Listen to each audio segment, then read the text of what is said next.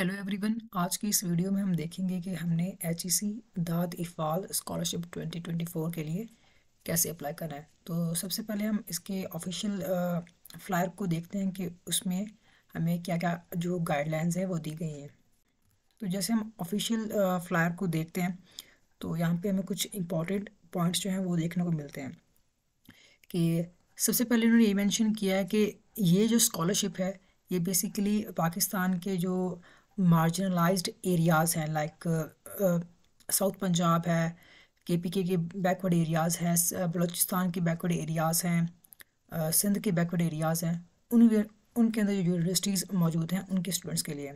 तो यहाँ पर उन यूनिवर्सिटीज़ के इन्होंने नेम भी मेंशन किए हुए हैं, जैसे ख्वाजा फरीद यूनिवर्सिटी है, Lasbela university of agriculture water and marine sciences है, शहीद बी नज़ीर भुट्टो यूनिवर्सिटी है, फाटा यूनिवर्सिटी है, यूनिवर्सिटी ऑफ बल्तिस्तान है। तो ये स्कॉलरशिप बेसिकली जो है Germany academic exchange services in collaboration with HEC जो है वो प्रोवाइड कर रही है। तो इसकी फर्दर हम जो है डिटेल्स देखते हैं कि ये स्कॉलरशिप जर्मनी कवर कर रही है। उसके बाद है it equally encourage both male and female students to apply, यानी कि मेल और फीमेल दोनों स्टूडेंट्स इसके लिए अप्लाई कर सकते हैं। Award of scholarship will be subject to provision of funds, यानी कि नंबर ऑफ स्कॉलरशिप्स जो है, नंबर ऑफ सीट्स जो हैं वो फंड्स के अकॉर्डिंग तय की जाएंगे। उसके बाद है एलिजिबिलिटी क्राइटेरिया। नेशनैलिटी मस्ट है कि पाकिस्तानी होना चाहिए। एकेडमिक बैकग्राउंड, तो स्टूडेंट जो है वो 16 ईयर ऑफ एजुकेशन जो है उसमें करंटली इनरोल होना चाहिए और उसके 4 सेमेस्टर कंप्लीट होने चाहिए और मिनिमम 2.7 CGPA होनी चाहिए और वो करंटली इन यूनिवर्सिटीज़ में पढ़ रहा हो। उसके बाद है current education, the candidate must be currently enrolled in an under graduate degree in above listed universities. जो ऊपर यूनिवर्सिटीज़ मेंशन की गई हैं इनमें से किसी भी एक में करंटली इनरोल्ड हो with no duration extension in under graduate study, यानी कि रेगुलर स्टूडेंट होना चाहिए, उसने कोई सेमेस्टर फ्रीज ना करवाया हो बीच में। उसके बाद है financial assistance. This scholarship programme provides financial assistance to the currently enrolled under graduate Pakistani students who need financial assistance in their last 2 years of undergraduate degree and cannot afford to continue studies due to financial reasons। यानी कि ये scholarship ऐसे तमाम students को financial assistant provide करेगी जो कि currently अपने 3rd ईयर में है, यानी कि अपने 5th या 6th सेमेस्टर में है और अपनी फर्दर स्टडीज़ को कंटिन्यू नहीं कर सकते। उसके बाद हमारे पास है this scholarship programme covers tuition fee. इस स्कॉलरशिप के थ्रू आपकी जो 3rd ईयर और 4th ईयर की फ़ीस है वो कंप्लीट कवर होगी। लिविंग अलाउंस, आपका लिविंग अलाउंस कवर होगा। बुक अलाउंस, आपका जो बुक्स परचेजिंग होती है, आपकी जो बुक परचेजिंग्स होती हैं वो इसके अंदर कवर होंगी। एंड हॉस्टल ड्यूज़, अगर आप हॉस्टल में रहते हैं तो आपके हॉस्टल ड्यूज़ भी इसमें कवर होंगे। And any other sport, candidate should not be receiving any other academic scholarship और सपोर्ट। ऐसे तमाम स्टूडेंट जो कि कोई और स्कॉलरशिप ले रहे हैं या फिर कोई दूसरी फाइनेंशियल असिस्टेंस ले रहे हैं तो वो इसके लिए एलिजिबल नहीं है। Selection is merit based including academic credentials and selection interviews. तो सबसे पहले आपकी जो एकेडमिक क्रेडेंशियल्स है उसके बिना पर आपकी शॉर्ट लिस्टिंग होगी एंड देन आपके इंटरव्यूज़ होंगे एंड देन आपको स्कॉलरशिप अवार्ड की जाएगी। उसके बाद हमारे पास है required documents. Copy of valid CNIC, आपका CNIC जो है उसकी कॉपी लगेगी। Copy of matriculation and intermediate certificates with DMCs, तो आपका जो मैट्रिक का सर्टिफिकेट है उसकी कॉपी लगेगी। उसके बाद जो आपकी मैट्रिक की सनद या DMC होती है उसकी जो है फ़ोटो कॉपी जो है वो आपने स्कैन करके अपलोड करनी है। एंड देन आपका जो इंटर है उसका जो सर्टिफिकेट होता है उसके जो रिज़ल्ट होते हैं उसकी कॉपीज़, और अगर आपके इंटर की DMC या सनद आ चुकी है तो उसकी आपने फ़ोटो कॉपी स्कैन करके अपलोड करनी है। अदरवाइज़ आपकी DMC नहीं आई है तो वो आप अपलोड नहीं करेंगे। And proof of enrolment in institute, admission letter और बोनाफाइड लेटर, तो आपने अपनी यूनिवर्सिटी का एडमिशन लेटर या फिर अपने डिपार्टमेंट से एक बोनाफाइड लेटर लेकर और अपने हेड के इंस्टीट्यूट के उसके ऊपर साइन करवाने एंड देन वो भी अपलोड करना है। कॉपी ऑफ 4 सेमेस्टर्स ट्रांसक्रिप्ट, आपके जो प्रीवियस 4 सेमेस्टर्स कंप्लीट हो चुके हैं उसकी ट्रांसक्रिप्ट जो है आपने वो भी स्कैन करके अपलोड करनी है। 2 letters of recommendation from teachers, तो आपके किसी भी 2 प्रोफेसर से आपने 2 रिकमेंडेशन लेटर्स बनवाने हैं कि ये स्टूडेंट जो है वो इस स्कॉलरशिप के लिए एलिजिबल है और इसके स्कॉलरशिप की जो है वो रिकमेंडेशन की जाती है। Letter of motivation and personal statement, तो आपने एक पेज के ऊपर अपना एक मोटिवेशनल लेटर या स्टेटमेंट ऑफ पर्पस लिखना है कि आप क्यों इस स्कॉलरशिप के लिए फिट कैंडिडेट है। उसके बाद हाउ टू अप्लाई, तो आपने अप्लाई करने के लिए इस लिंक के थ्रू जो है वो गूगल फॉर्म फिल करना है। एंड फर्दर अपडेट्स के लिए आपने HEC के पोर्टल को जो है वो फ्रिक्वेंटली विजिट करना है, उनकी अनाउंसमेंट सेक्शन को विजिट करना है। उसके अलावा जो आप ईमेल देंगे उस ईमेल को आपने फर्दर चेक करते रहना है, क्योंकि उसके ऊपर आपकी सिलेक्शन की जो रिज़ल्ट है वो अनाउंस होंगे। तो हम देखते हैं कि हमने ऑनलाइन जो है इसके लिए कैसे अप्लाई करना है। तो सबसे पहले ये स्कॉलरशिप की शॉर्ट डिस्क्रिप्शन है जो कि हमने पीछे देखी है। एंड देन आपने स्क्रॉल डाउन करके नीचे आना है। तो आप ट्राई करें कि आप अपने यूनिवर्सिटी की जो ऑफिशियल मेल होती है जो आपके रजिस्ट्रेशन के अगेंस्ट आपको अलॉट होती है उसको यूज़ करते हुए ही ये फॉर्म जो है वो फिल आउट करें। तो मैं एक जो है अपना डमी या सैम्पल जो है जीमेल उसे कर रहा हूँ। तो आपने स्विच करके अपने ऑफिशियल मेल से अप्लाई करना है। एंड देन आपने कोशिश करनी है यहाँ पर जो है आप अपना ऑफिशियल मेल दें।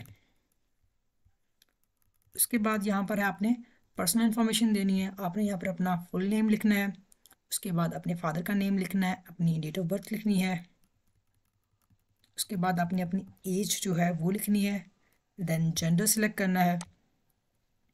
उसके बाद जो है आपने यहाँ पर अपना टेलीफोन नंबर देना है। एक जो है वो आपके पास चल रहा है वो नंबर, और दूसरा नंबर इन केस आपका जो पहला नंबर एक्टिव नहीं होता तो आपका दूसरे नंबर पे आपसे कांटेक्ट किया जा सके। उसके बाद यहाँ पर आपसे सेकंड ईमेल आईडी मांगी गई है। इन केस आपकी फर्स्ट ईमेल आईडी जो है वो ब्लॉक हो जाती है या उसके थ्रू आपसे कांटेक्ट नहीं हो पाता तो आपकी सेकंड जीमेल जो है उसके ऊपर आपसे कांटेक्ट किया जा सके। करंट मेलिंग एड्रेस, आपने यहाँ पर अपने करंट जो है होम एड्रेस जो है वो यहाँ पे लिखना है। अगर आपका करंट और परमानेंट एड्रेस सेम है तो आप ऊपर वाला सेम यहाँ पर पेस्ट कर देंगे। उसके बाद है आपकी करंट सिटी, आप करंटली किस सिटी में रिजाइड कर रहे हैं आपने वो लिखना है। उसके बाद जो है आपकी परमानेंट सिटी कौन सी है वो लिखनी है। अगर आप करंटली हॉस्टल में रह रहे हैं तो आप अपनी हॉस्टल की सिटी का नेम लिखेंगे। उसके बाद परमानेंट सिटी में आपने अपनी होम सिटी का नाम लिखना है। एंड देन लोकेशन, लोकेशन के आप किस एरिया से बिलोंग करते हैं वो आपने यहाँ पर चूज़ करना है। उसके बाद है यूर वैलिड CNIC नंबर, तो यहाँ पर आपने अपने CNIC नंबर का जो कंप्लीट डिजिट्स होते हैं वो लिखने हैं। उसके बाद फादर्स प्रोफेशन, आपने अपने फादर का प्रोफेशन यहाँ पे लिखना है। उसके बाद अपने फादर की CNIC जो नंबर होती है वो यहाँ पे लिखनी है। And then are you receiving any other academic scholarship और स्पोर्ट, अगर आप कोई और स्कॉलरशिप या स्पोर्ट ले रहे हैं तो आप इस स्कॉलरशिप के लिए एलिजिबल नहीं है। ठीक है, आपने यहाँ पे नो सिलेक्ट करना है। And then please provide details if you are receiving any other scholarship और एकेडमिक सपोर्ट, तो यहाँ पर आपने सिंपली NA लिख देना है। उसके बाद है सेक्शन 2 एकेडमिक क्रेडेंशियल्स, यहाँ पर आपने अपने मैट्रिकुलेशन की डिटेल्स देनी है कि आपने अपनी जो मैट्रिक थी वो कहाँ कब पास की थी। तो यहाँ पर आपने मैट्रिक पासिंग ईयर लिखना है। यहाँ पर इन्होंने मिस्टेक से 12 ईयर एजुकेशन लिख दिया, क्योंकि मैट्रिक तो हमारे पास 10 ईयर एजुकेशन होती है। तो यहाँ पे सिंपली आपने अपनी मैट्रिक की पासिंग ईयर लिख देना, आपने इससे कंफ्यूज नहीं होना। उसके बाद हमारे पास है matriculation O level 10 years of education passing board, आपने अपने पहले बोर्ड का नाम लिख देना है। एंड देन ब्रैकेट में आपने अपने कॉलेज का नेम लिख देना है। उसके बाद सिटी ऑफ मैट्रिकुलेशन, यानी कि आपका स्कूल की जो सिटी थी वो आप यहाँ पे मेंशन कर देनी है। उसके बाद कंट्री ऑफ मैट्रिकुलेशन, आपकी जो मैट्रिकुलेशन की जो इंस्टीट्यूट था उसकी जो कंट्री थी आपने वो लिख देनी है यहाँ पर। उसके मैट्रिकुलेशन मार्क्स, आपके मैट्रिक में टोटल कितने मार्क्स थे, यानी कि टोटल कितने मार्क्स होते हैं 1100 मैट्रिक के। एंड देन ऑब्टेन मार्क्स आपने यहाँ पे लिख देने हैं। उसके बाद है इंटरमीडिएट बोर्ड कॉलेज नेम, आपने अपने इंटरमीडिएट के बोर्ड जो होता है उसका कंप्लीट नेम लिख देना है। एंड देन ब्रैकेट में अपने कॉलेज का नेम लिख देना है। सिटी ऑफ इंटरमीडिएट, आपने जिस इंस्टीट्यूट से जो है इंटरमीडिएट पास की थी उसकी सिटी कौन सी थी, यानी कि लाइक जो आपका इंस्टीट्यूट था वो कौन सी सिटी में आता है उसका नेम यहाँ पे लिख देना है। उसके बाद है कंट्री ऑफ इंटरमीडिएट, आपके इंस्टीट्यूट जो था वो कौन सी कंट्री में था, उसकी कंट्री का नेम लिख देना है। इंटरमीडिएट पासिंग ईयर, आपने इंटरमीडिएट कौन से साल में पास की थी, आपने वो ईयर लिख देना है। उसके बाद इंटरमीडिएट टोटल मार्क्स, इंटरमीडिएट के टोटल मार्क्स भी 1100 होते हैं। एंड देन ऑब्टेन मार्क्स आपने यहाँ पे लिख देने हैं। And intermediate IBCC equivalence marks as applicable, अगर आपने FSC के अलावा लाइक आपने A लेवल्स किया था तो उसके लिए आपके पास इक्वलेंस लेना लाजमी होता है, और उस केस में उनके जो मार्क्स होते हैं थोड़े ऊपर नीचे होते हैं। लेकिन जो सिंपल FSC या इंटर करते हैं उनके मार्क्स एज इट सेम ही होते हैं जैसे उनके FSC में आते हैं, तो आपके मार्क्स भी वही होंगे जो आपने ऑब्टेन किए होंगे, तो आपने वही मार्क्स यहाँ पे लिख देने हैं। And then 16 years education university name, आप करंटली किस यूनिवर्सिटी से 16 ईयर एजुकेशन कर रहे हैं, लाइक 20 किस यूनिवर्सिटी कर रहे हैं, उस यूनिवर्सिटी का आपने यहाँ पे नेम लिख देना है। उसके बाद 16 ईयर्स एजुकेशन सिटी नेम, आपने अपनी यूनिवर्सिटी की सिटी का नाम लिख देना है कि किस सिटी के अंदर आपकी यूनिवर्सिटी जो है वो मौजूद है, वो आपने नेम लिख देना है। एंड देन है 16 ईयर एजुकेशन प्रोग्राम टाइटल, आप जो करंटली प्रोग्राम कर रहे हैं उसका टाइटल आपने यहाँ पर लिख देना है। उसके बाद 16 ईयर एजुकेशन पासिंग ईयर, आपके जो BS है उसकी एक्सपेक्टेड पासिंग ईयर कौन सा है वो आपने यहाँ पर लिख देना है। लाइक इन केस अगर आप 5th सेमेस्टर में तो आपकी 2026 होगी। उसके बाद 16 year education total marks GPA, यानी कि आपका जो ग्रेडिंग सिस्टम है वो 4 GPA पे काम कर रहा है, 6 GPA पे काम कर रहा है, या 8 GPA पे काम कर रहा है, या फिर परसेंटेज पे काम कर रहा है, वो आपने यहाँ पे लिखना है। उसके बाद 16 year education currently obtain marks और CGPA, तो आपकी करंटली CGPA क्या चल रही है वो आपने यहाँ पे मेंशन करनी है। And then comes to important part जो कि हमारे पास है डॉक्यूमेंट्स अपलोड करने का, तो यहाँ पे इन्होंने मेंशन किया हुआ है कि आपने ओनली कंप्रेस्ड फाइल्स जो हैं वो अपलोड करनी है। कंप्रेस का मतलब यह है कि आपने जितने भी डॉक्यूमेंट्स रिक्वायर हैं उन सबको PDF में कन्वर्ट कर लेना है उनकी नेम के अगेंस्ट। लाइक आप CNIC जो है उसको स्कैन कर रहे हैं तो उसको आपने स्टूडेंट CNIC या फिर अपने नेम के नेम लिख देना है NCNC, उसके बाद फादर CNIC, एंड जितने भी डॉक्यूमेंट्स हैं डॉक्यूमेंट का नेम उस साथ मेंशन कर देना है। उसके बाद आपने आना है गूगल के ऊपर, गूगल के ऊपर आने के बाद आपने PDF टू ZIP कन्वर्टर जो है ये लिखना है। उसके बाद आपके सामने कुछ ऑनलाइन ZIP कन्वर्टर आ जाएंगे, तो आपने किसी भी वेबसाइट के ऊपर क्लिक कर लेना है। अब जैसे आप इसके ऊपर क्लिक करेंगे तो आपके सामने कुछ ऐसा इंटरफेस आएगा, तो यहाँ पर आने के बाद आपने थोड़ा सा नीचे स्क्रॉल डाउन करना है। उसके बाद है चूज़ फाइल टू कन्वर्ट, जैसे आप चूज़ पे क्लिक करेंगे तो आपकी गैलरी जो है वो ओपन हो जाएगी, और यहाँ से आपने जिस फाइल को आपने कंप्रेस करना है उसको चूज़ कर लेना है। लाइक मैं इसको चूज़ करता हूँ एंड देन ओपन करता हूँ, तो मेरे पास आ जाएगा ये, मेरे पास मेरी फ़ाइल आ गई है और इसको मैंने ZIP में कन्वर्ट करना है। तो जैसे मैं इसको कन्वर्ट के ऊपर क्लिक करूँगा तो ये कन्वर्ट होना स्टार्ट हो जाएगी।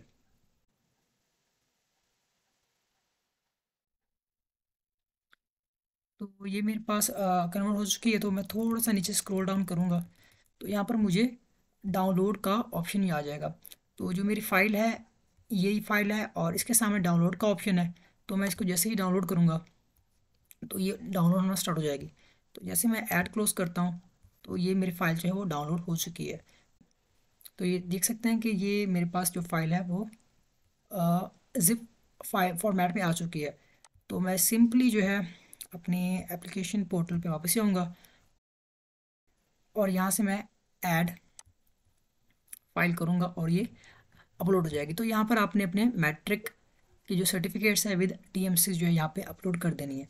आपने सिंपली ऐड के ऊपर क्लिक करना है, यहाँ पे आने के बाद आपने ब्राउज़ के ऊपर क्लिक करना है एंड देन ये आपकी फ़ाइल यहाँ पे आपको शो हो जाएगी। तो याद रखना कि आप जिस नेम से फ़ाइल को सेव करेंगे कंप्रेस होने के बाद सेम जो है नेम होगा, बस उसकी एक्सटेंशन जो है वो हमारे पास ज़िप हो जाएगी। तो सिंपली आपने इसको सिलेक्ट करना है एंड देन ओपन,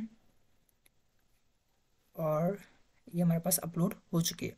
तो ऐसे ही आपने जितने भी डॉक्यूमेंट्स हैं वो सारे अपलोड कर देने हैं। तो यहाँ पर कोई एक upload copy of intermediate certificates with DMCs, अगर आपके पास DMC नहीं है तो आप जस्ट अपने मैट्रिक के सर्टिफिकेट्स जो है वो अपलोड कर सकते हैं। और यहाँ पर एक थोड़ा सा कंफ्यूजिंग पॉइंट है कि आपने upload 6 semesters transcript from university. तो जैसे हमने फ्लायर में देखा था, उन्होंने कहा था कि आपने अपनी 4 सेमेस्टर्स की ट्रांसक्रिप्ट अपलोड करनी है। तो यहाँ से इनसे थोड़ा सा मिस प्रिंटिंग हुई है, यहाँ पर 6 नहीं 4 आना चाहिए। जैसे कि हम अगर हम अपना फ्लायर अगेन ओपन करें तो यहाँ पर आप देख सकते हैं कॉपी ऑफ 4 सेमेस्टर्स ट्रांसक्रिप्ट। तो आपने प्रीवियस अपने जो फर्स्ट 4 सेमेस्टर्स हैं उनकी ट्रांसक्रिप्ट लगानी है, ना कि 6 की। तो यहाँ पर उनसे जो है वो मिस्टेक हुई है। तो आपने अपने 4 सेमेस्टर्स की ही जो ट्रांसक्रिप्ट है वो अपलोड करनी है, ना कि 6 की। और 6 आई थिंक 6 सेमेस्टर वाले स्टूडेंट में भी अप्लाई कर सकें। मोस्टली जो सिर्फ 5th के अंदर सिर्फ वही अप्लाई कर सकते हैं। But as a chance, as a casual 6 semester वाले अप्लाई कर सकते हैं, मे बी उनका भी लक चल जाए। उसके बाद है upload letter of motivational personal statement. जो आप पर्सनल स्टेटमेंट लिखेंगे वो आपने अपलोड करना है। Your recent passport size photograph, तो ये मेंशन नहीं थी लेकिन आपने ये भी अपलोड करनी है। उसके बाद अपलोड योर वैलिड CNIC, आपने अपना जो CNIC है वो भी अपलोड करना है। उसके बाद आपके पास कंफर्मेशन है कि आपने तमाम चीज़ें जो है वो अपलोड कर दी हैं और करेक्ट हैं। उसके बाद आपने यस करना है एंड देन सबमिट। जैसे ही सबमिट के ऊपर क्लिक करेंगे तो आपका फॉर्म जो है वो सबमिट हो जाएगा। तो आप देख सकते हैं कि आपका जो फॉर्म है वो सबमिट हो चुका है। Your response has been recorded. तो आपका फॉर्म फिल आउट हो चुका है। जैसे ही आप शॉर्टलिस्ट होंगे तो आपकी जो मेल है जिसके थ्रू आपने फॉर्म फिल आउट किया था उसके ऊपर आपको मेल आ जाएगी कि आप शॉर्टलिस्ट हो चुके हैं। उसके बाद आपको इंटरव्यू की कॉल या मेल जो है वो आ सकता है। Thank you.